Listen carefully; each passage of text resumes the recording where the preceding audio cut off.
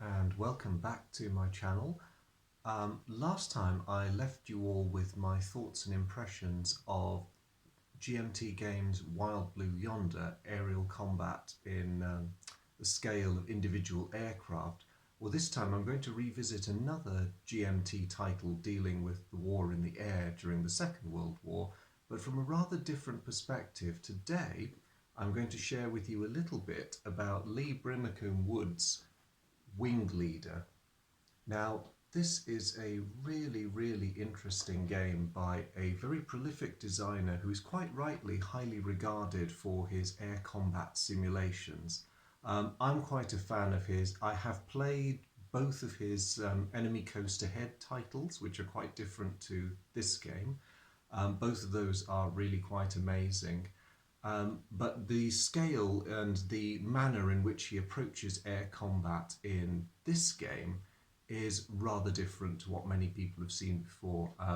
Now, this Wing Leader is this is Victories, 1940 to 1942. There is a second volume which is called Supremacy, which covers the rest of the war. And there are 2 or 3 modules with extra missions and extra aircraft that have come out. As you can see, sorry I keep dropping the box, but really I want you to see the glorious artwork that, courtesy of Mr. Karidis, which graces GMT Games' other air combat titles. It's not absent from this game in the slightest. But what is it about Wing Leader that makes it so different, and why does it have this sort of Marmite effect? Some air aficionados, I'm among them, really love it. Others are not so keen on it. Well, I think a glance at the back of the box might give us some hint. Now, most air combat games, when they deal with air warfare at a squadron scale, will do so on a top-down view map. So you have a sort of eye of God view looking down over a battlefield. You maneuver your squadrons, and there are counters to allow you to mark your altitude. You will find various other game aids that will allow you to try and appreciate what's happening in 3 dimensions. Now, what's different about this game is, as you can see from the picture on the back of the box, Mr. Brimmicombe Wood has actually changed the perspective. So this almost looks like a side scroller. As you can see, all of the aircraft counters are in profile rather than top-down views.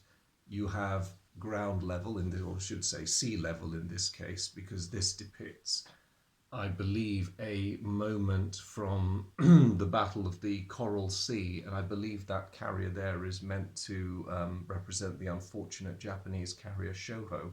So all of a sudden this directional element, you know, where your squadron's heading north, south, east, west, that is actually gone.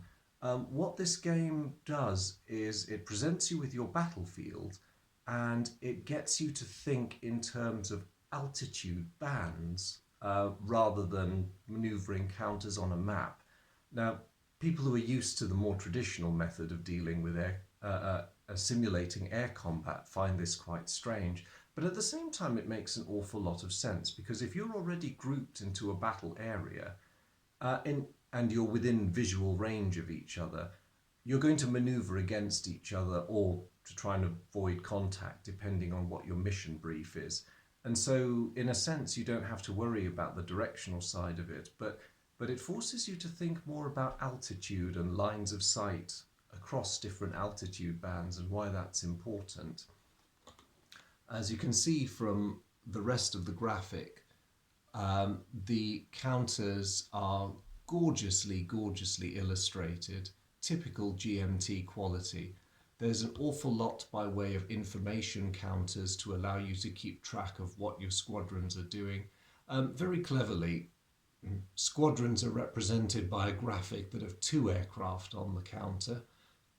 Flights, which are smaller groups of aircraft like the ones you can see here, anything between 2 to 4 aircraft, have only a single aeroplane on the graphic there.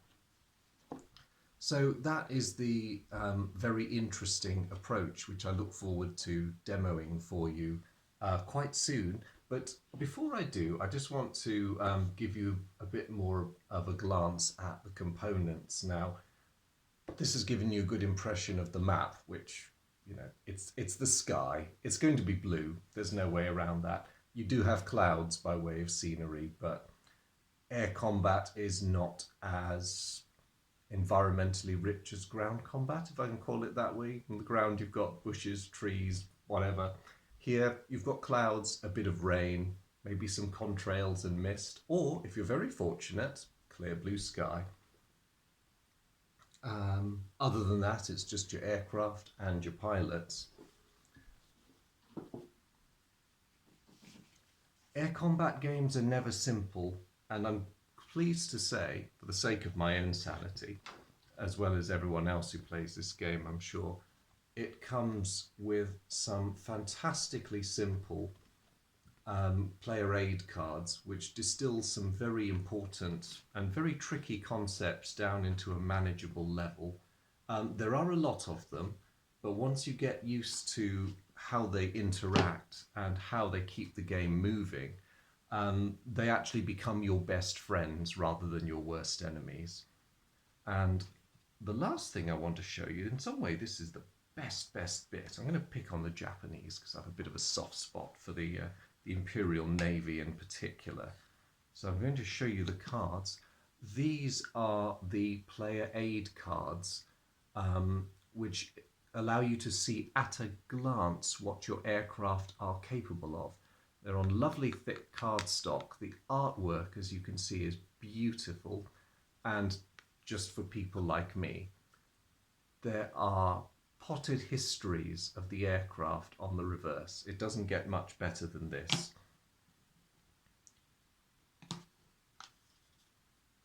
I'm going to pick on one of the Soviet cards just to explain what's going on here. So what this thing presents is a load of useful data for the player. As you can see, there are ratings for speed, turning ability, climbing, bomb capacity, how much your aircraft is worth if it's lost, firepower, protection, and so on and so forth, any special abilities, and how these interact at different altitude bands. So although there's a lot of numbers and a lot of information on the card, all you have to do to find the appropriate number is cross-reference. One unusual feature of this game, speed on the map and speed in combat are separate entities. Now, this has been one of the difficult things that players of this game have found a bit hard to get their heads around, and I freely admit I'm one of them. We're used to games where your aircraft have a speed rating, and that's it. You can adjust the speed rating, but it's only the one. That it does not apply here. The way this game works makes sense, as you'll see in my next video, but it is one that you have to keep reminding yourself about, and that is a bit of a stumbling block. So aircraft move at a particular speed dictated by their mission brief, their type, and also by their level of situational awareness. Now, I quite like this wrinkle because it's true to life. A pilot over enemy territory is not going to be slamming his throttle down for no particular reason, especially if he's got a long way to go and he's carrying a bomb load. He's just not going to do it. You're going to cruise, you're going to conserve your fuel. If you spot an enemy fighter, then yes, you're going to try and slam, put the pedal to the metal and try and do something about it. But this speed rating here, that's combat. So speed ratings are used if you are going to do a hit and run, or what the Americans might call a boom and zoom attack. Speed here, and is combined with your turning or maneuverability, is if you want to get into a turning fight or a dogfight, and the winner of the initiative can choose which one. So some aircraft obviously have better speed ratings for combat. Others are, like the Japanese Zero again, are rated higher for maneuverability. So you are rewarded for knowing your plane and having a pretty good idea about what the enemy can do, because that allows you to choose the optimal, I'll call it combat mix, in terms of the kind of fight you want to impose upon your enemy. Now, before I wrap this up, the final bit that I really like about this game is the amount of human irrationality that the designer has built into it. Again, hopefully you'll see some examples in the next video, but your planes in this game will not dumbly follow your orders. There are systems built into the play mechanism which are very simple but yet wonderfully model the capacity of combat pilots in stressful situations to misunderstand their orders. They might chicken out of entering a fight. They might be vectored towards an enemy target, but either ground control or their own observation will fail and they might miss them completely, much to your frustration as the controlling player. Things can get even worse if they successfully enter combat.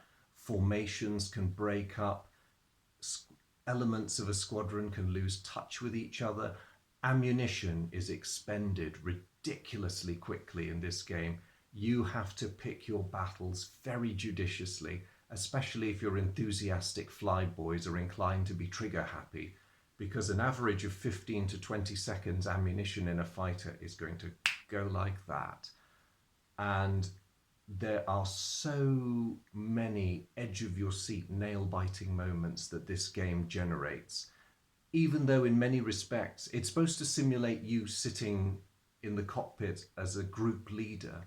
But they could have equally called this game Ground Controller, because you do sometimes feel like you're stuck impotently on the ground trying to vector and control these planes. And half the time they're doing what you want and half the time they're just not. But the narrative is wonderful. So just to give you some idea of what you're in for.